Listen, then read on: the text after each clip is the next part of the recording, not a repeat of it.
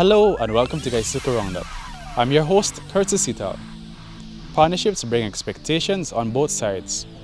In this week's program, we informed of the strides made and commitment shown towards the cause of moving towards a sustainable and resilient business.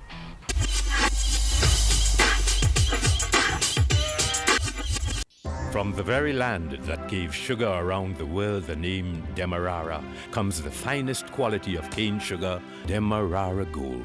Enjoy the real thing from the original source, the rich, fertile Demerara coastline where sugarcane has been harvested since the mid-17th century. The result is here for you to enjoy. Wherever this unique sugar flavor is needed, Demerara Gold is the ingredient that will always create a stir.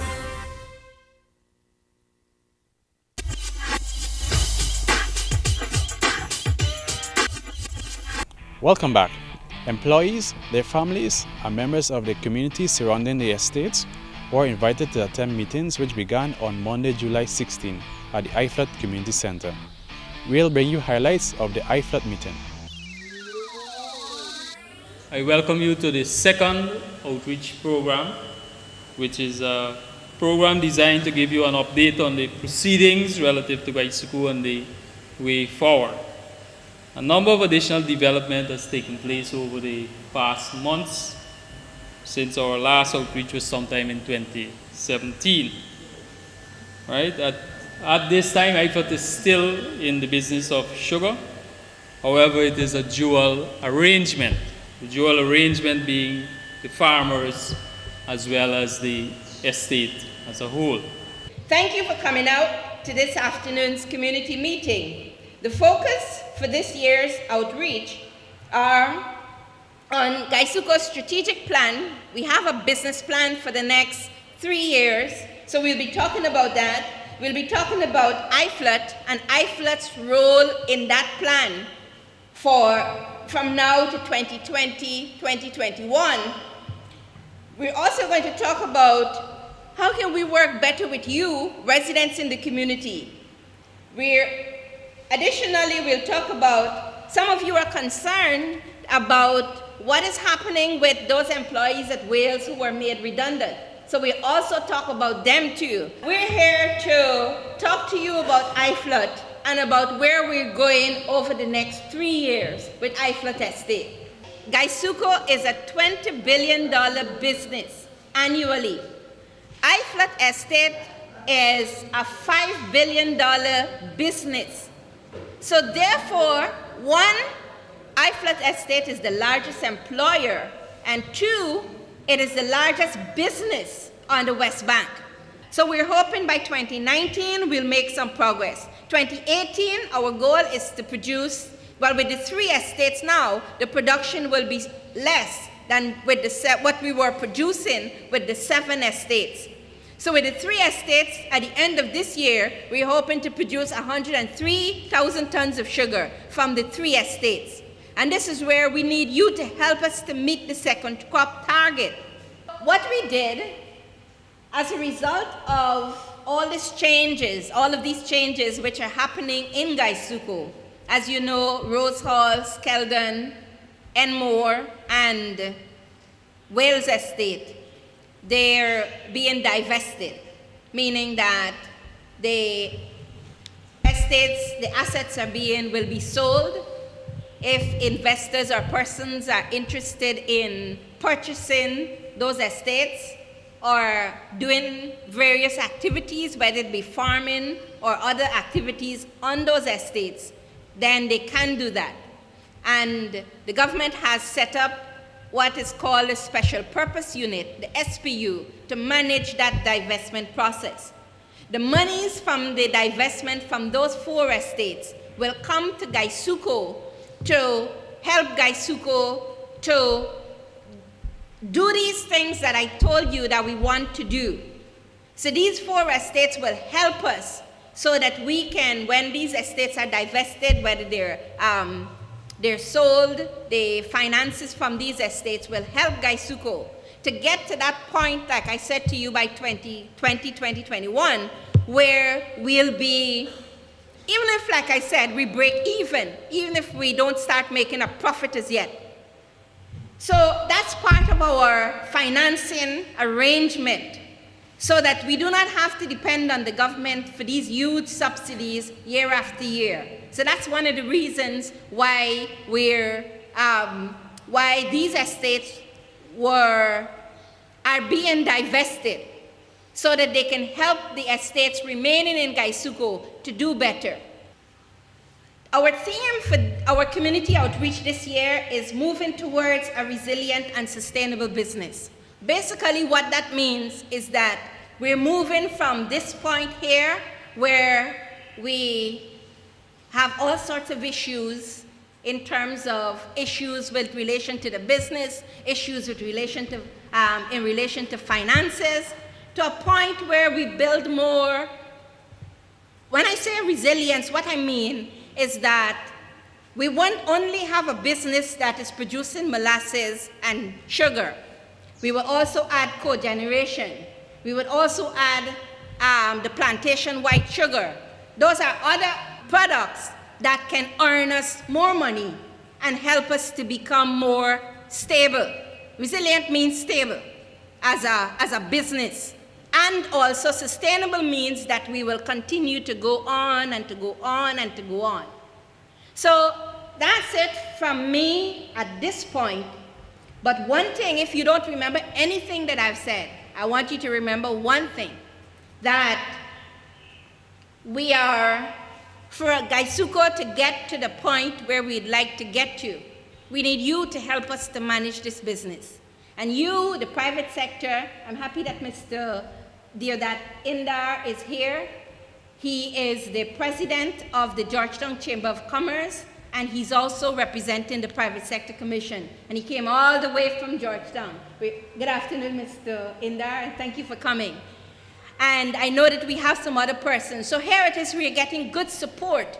Because like I said, remember, GuySuCo is not just a sugar corporation. It's the largest business. iFlood Estate is the largest business in iFlood. It's a $4 billion a year business. It's also the largest single employer. So it's important that we work together to ensure that iFlood does not only continue, but that it gets better, and that they achieve that 40,000 tons of sugar that they'd like to achieve by 2020, 2021. Thank you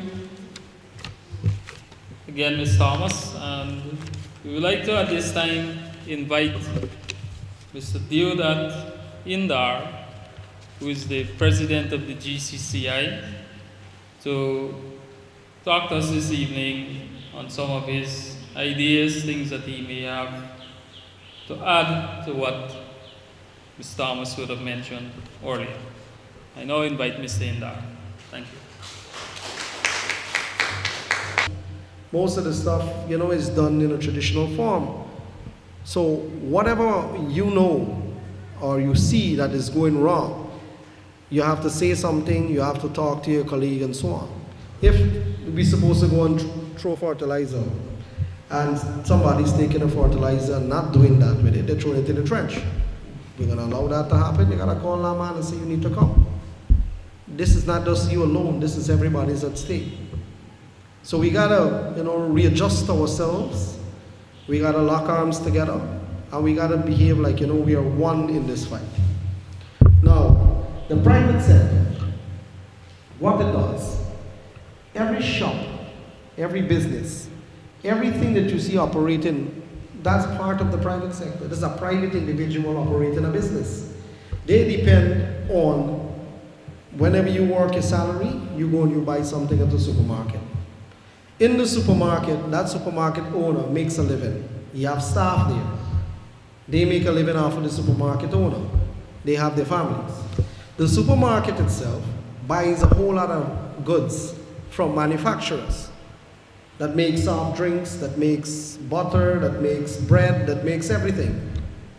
And those manufacturers employ people. They might not be located in this region, but outside the region too. So that interconnectivity of business is what needs to be understood and appreciated. GuySuCo problem is Guyana's problem. And we are part of a wider network of how business flow, how one flow into the other, right?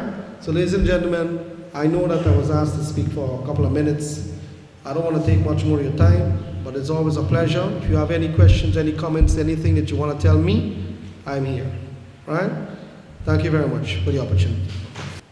Our present arrangement in terms of our cultivation, and that is something that we had planned not just for now, but it's also into the way into the future, is that more lands will be given up to farmers. As of this time, we have just about 2,700 hectares of land that is there for the estate. And for farmers, it's 3,300 hectares. That again is telling us that we are dependent and will be depending on the farmers' production to take us through. Therefore, those of us in here who are farmers, or if you have persons who are farming and you know them, then you need to encourage them to continue and to ensure that the land that has been given over to them are cultivated in a timely manner, utilizing the opportunity time that we have to ensure that that is done, and that is the only way we can achieve that 20,000 tons in 2019. Now it is estimated that in 2019 we will achieve the 20,000 ton sugar mark, and we're looking at 2020, 2021, between 2020 to 2021, we'll have to move that 20,000 to 35,000 tons. Yes, you will have heard the 40,000 mentioned. And the 40,000, yes, it's the target that we're looking for, but our estimation based on what is happening and what have been completed so far, we're seeing that the 35,000 tons in 2020, 2021 would be an achievable target, providing that all of the farmers come on board and we on the estate, whatever land is still available to us, is cultivated and is able to grow cane of more than 70 or 75 tons cane per hectare. That is the only way. Some of our constraints again is our high cost of production. This is what we've been working on. And these are some of the things that we will have to continue working with to ensure that we have that price or that cost where it should be. The world market price of sugar is always there's always an issue here in relation to what we have to compete against. But if we are to sell our sugar as bark sugar to the market, local market, then it is highly likely that we at IFOT will be making a profit. And in terms of our attendance, again, I just ask or just remind you, those of you that are here, that attendance is important. While yes, there are times we have noticed persons going over to the farmers to cut and drop cane whenever that is available, we're still saying that you have an obligation to the estate to ensure that the estate canes are harvested, brought into the estate.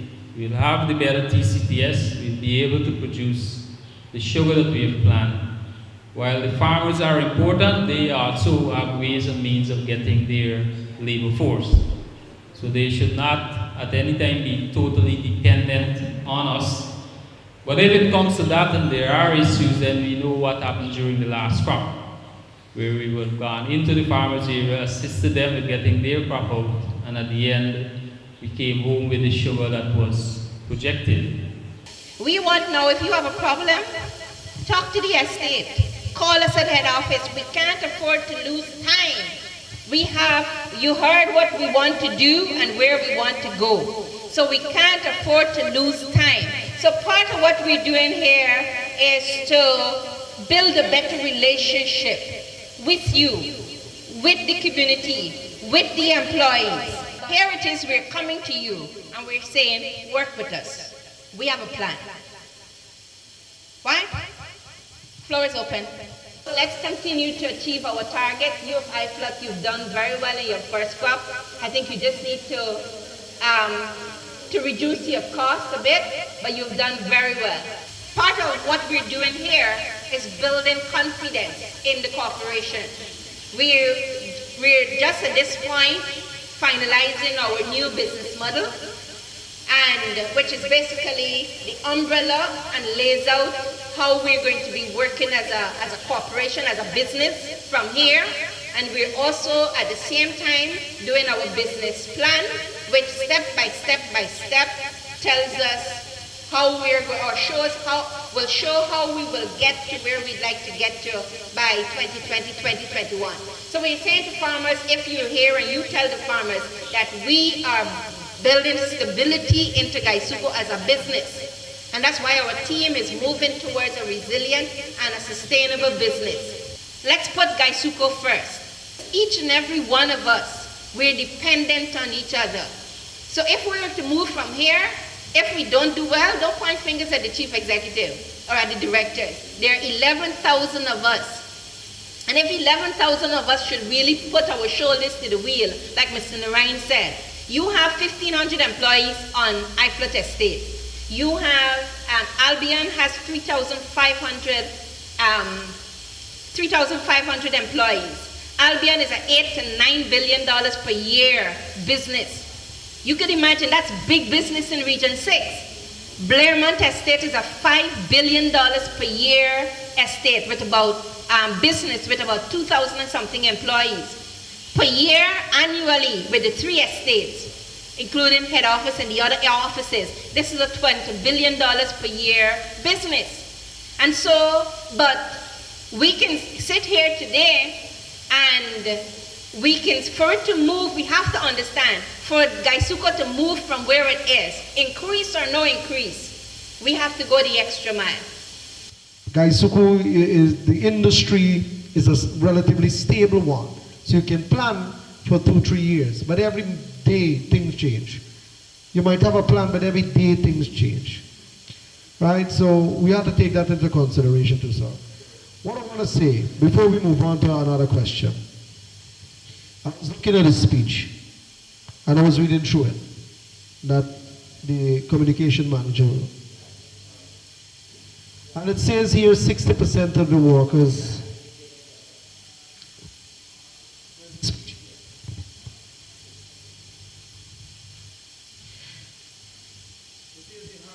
a big problem with attendance, which is about 60%. So that means 40% here people don't show up to work. Right, so ladies and gentlemen, these concerns are very critical. Do not be scared, raise them, they are about your livelihood. Just be firm about them, and don't let it degenerate into arguments and cost down. That's not what we're here for, right? What I do now, we have Ms. Dr. Porter, who is the head of the Small Business Bureau. So we have a few minutes just to tell you what are some of the opportunities at the Small Business Bureau.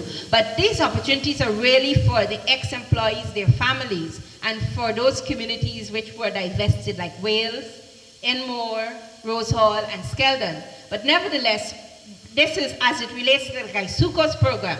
But the Small Business Bureau is still open all across the country, even if you're not one of those ex-employees and you're interested in what they're doing. These are opportunities that you can be able to access. The Small Business Bureau came out of an act of 2004, but it only started in 2010, right? And basically we operate under 4 mandates. One is that we assist small businesses to develop. We also help them through policy development. So things that affect the small businesses, how can we advocate for the small businesses? Then also we are a resource agency for information on small businesses here in Guyana. The other thing too is that we don't lend money. We don't lend any money, but we help you find access to financing. With that being said, we get money from the government to do some of our businesses, but also we do projects and we get paid for running projects. And that money, we source that outside of the government of Guyana. All right? So this is very important because this kind of money now, we have a fund that is called a Small Business Development Fund. That money goes into that fund, and we use that to further support small businesses. Just as though we were able to help GuySuCo, and coming out of that, we were able to create was the Sustainable Community Fund, where private sector came in and they donated money.